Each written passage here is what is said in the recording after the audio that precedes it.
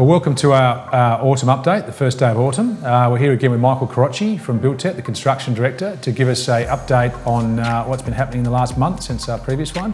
Michael, welcome.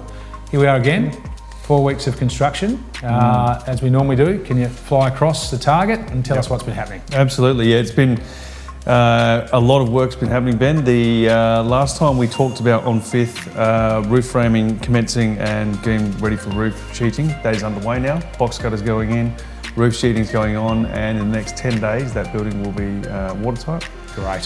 Fit-out contractors, as we said last time, are continuing with a fair bit of intensity through the building. Yep. Joinery is starting this week, so yeah, that one there is progressing very well. On the Park East, our biggest building, the Delta Core panels that create the roof level are being installed as we speak, and the topping slab and waterproofing membrane will be complete for that roof level again in the next 10 to 15 days.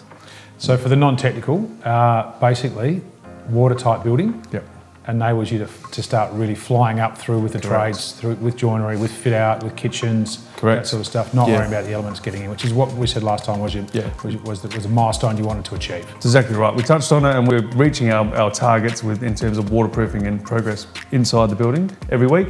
But what this does do, Ben, is allow us to start the rooftop garden and the courtyard, which are both quite significant architectural features. Yeah, two things our purchasers are really keen on. What does that mean for the tower crane? So yeah, the tower crane, it's got another 4 weeks on site.